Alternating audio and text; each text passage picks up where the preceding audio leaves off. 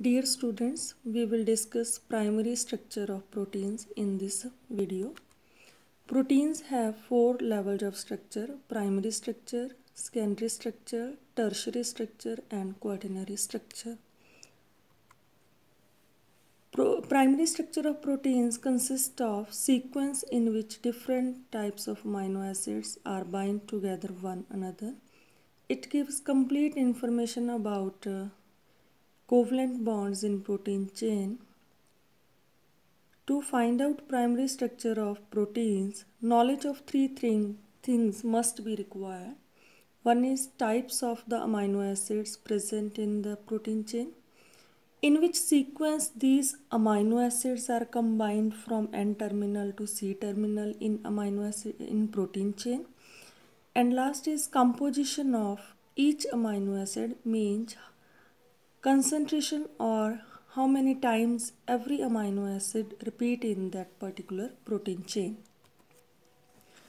To determine composition and types of amino acid that are forming protein chain, we have to do this type of study.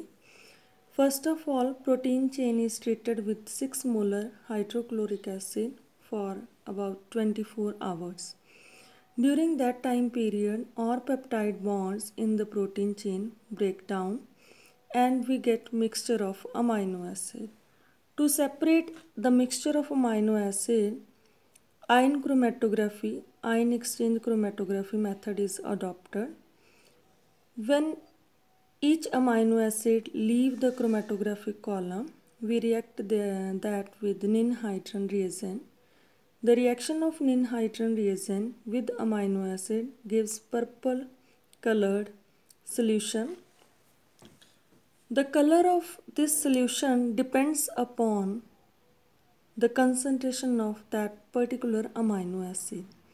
This intensity of purple color is detected by spectrophotometer and plotted in the form of chromatogram, in which absorption by solution of amino acid, or we can say intensity of color, is plotted against elution time of amino acid from that chromatography column. Now we can see in chromatogram there are number of peaks present. Position of each peak gives us information of particular type of amino acid present in that protein chain, and area under each peak gives information about concentration of amino acids present. Now we have knowledge about two things: what types of amino acids are present and what is the concentration of that particular amino acid. And next question is sequence of amino acid in protein chain. For that, if we do hydrolysis, all peptide bonds break simultaneously and we will get mixture of amino acid. So we cannot obtain amino acid sequence information. For this, there is a method known as terminal residue analysis. If we want to know about amino acid present at N-terminal, then N-terminal residue analysis is present. For determination of amino acid present at C-terminal, C-terminal residue analysis is used. Now starting with N-terminal residue analysis, there are number of methods present to determine amino acid present at N-terminal. First method is Singer's method, in which 2,4-dinitrofluorobenzene, known as Singer reagent, is reacted with protein or peptide chain. This reagent reacts with the free amino group present at N-terminal of peptide chain and forms DNP derivative. This DNP derivative further hydrolyzed in presence of heat and give rise to N-terminal amino acid residue plus mixture of other amino acid as byproduct. Main drawback of this method is we can identify only one N-terminal amino acid and other remaining peptide chain converts into mixture of amino acid. So this is main drawback or limitation of this method.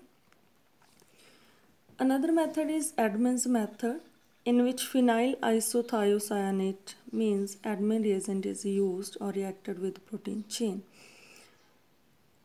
By this reaction, we ultimately get phenyl thiohydrantoin of amino acid present at N terminal, and after removal of this amino acid from N terminal, we get remaining protein chain as such with one less amino acid.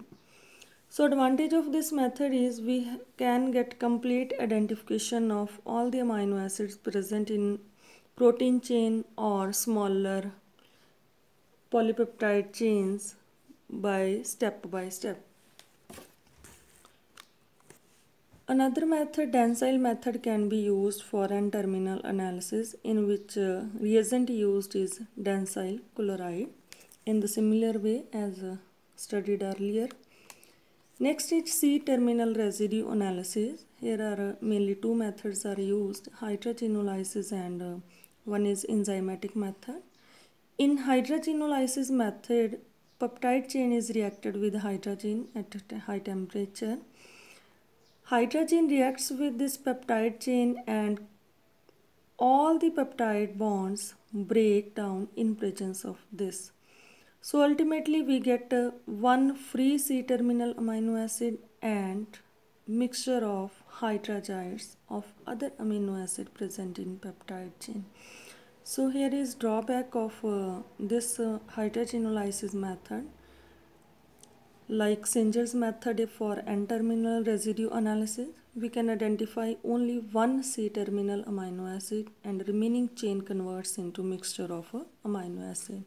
So we cannot get complete sequence of protein chain to know primary structure of proteins. Another method is enzymatic method, that is very selective method, as selective hydrolysis takes place in this method. The enzyme used for this is carboxypeptidase. This carboxypeptidase enzyme selectively break that peptide linkage, only that imide bond which is present at adjacent of free acid group.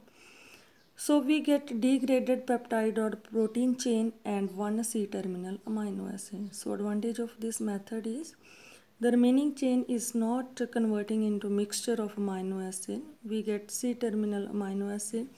Then we again treat with this shorter peptide chain with the enzyme. Then we get second amino acid from C-terminal, and one by one we can get complete information and find out primary structure of proteins. The secondary structure, tertiary structure and quaternary structure we will do in another lecture. Thank you.